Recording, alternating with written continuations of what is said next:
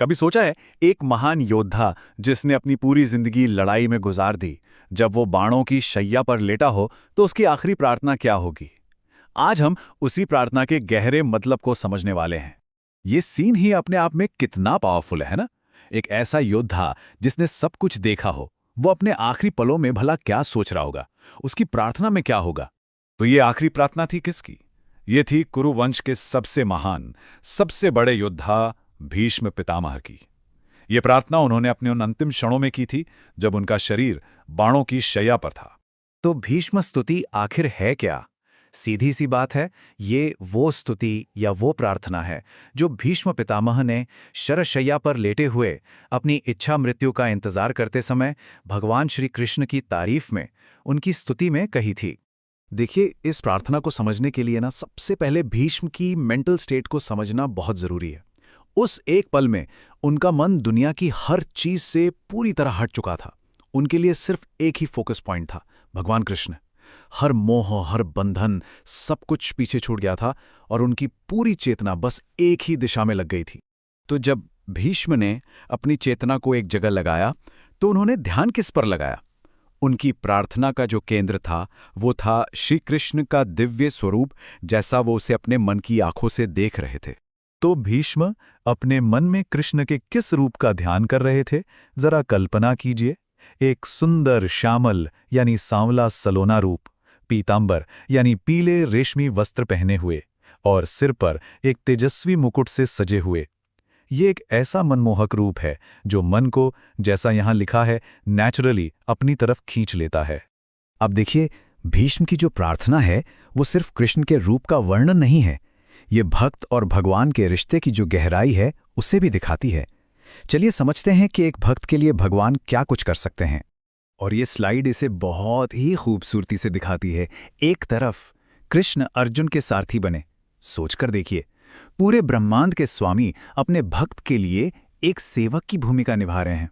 और दूसरी तरफ उन्होंने अपनी ही प्रतिज्ञा तोड़ दी, हथियार ना उठाने की प्रतिज्ञा, सिर्फ अपने भक्त अर्जुन की रक्षा के लिए।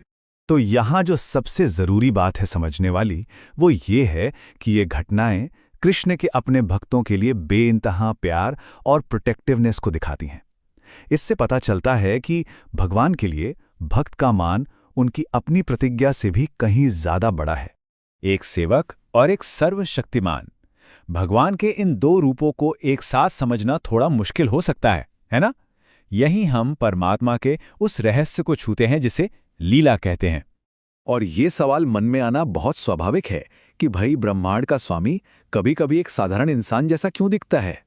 इसका जवाब है लीला और माया में। ये भगवान का दिव्य खेल है। उनका साधारण इंसान दिखना उनकी कोई मजबूरी नहीं, बल्कि उनकी इच्छा है। उनकी असली शक्ति तो अनंत है, जिसे पूरी तरह समझ पाना हमारे लिए लगभग नामुमकिन है। और भीष्म की स्तुति से एक और बहुत ही गहरी बात निकल कर आती है कि भगवान सिर्फ बाहर ही नहीं है, बल्कि हर जीव के दिल में भी रहते हैं।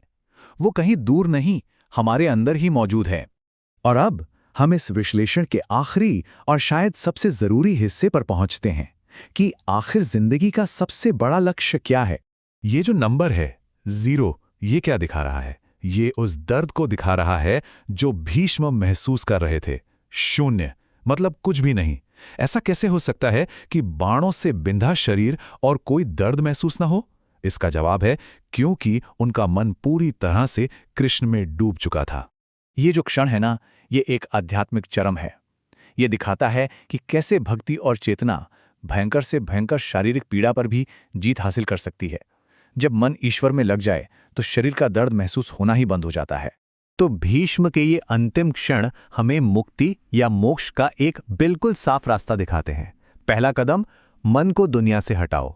दूसरा, अपनी बुद्धि को सिर्फ और सिर्फ भगवान पर फोकस करो। तीसरा, भक्ति की ताकत से शरीर के दर्द से ऊपर उठ जाओ। और आखिर में चौथा कदम, अंतिम सांस में भगवान का नाम लेते हुए शरीर को त्याग दो। तो इस पूरी स्तुति का जो सार है, जो निचोड़ है, वो ये है कि जिंदगी का अल्टीमेट पर्पस यही है कि मृत्यु के समय मन पूरी तरह से परमात्मा में लगा हुआ हो, क्योंकि जो अंत में याद रहता है वही पूरी यात्रा का सार बन जाता है। और ये पूरा विश्लेषण हमें इस एक गहरे सवाल के साथ छोड़ जाता है। अगर किसी को अपने आखिरी पलों में एक प्रार्थना करनी हो तो वो क्या होगी?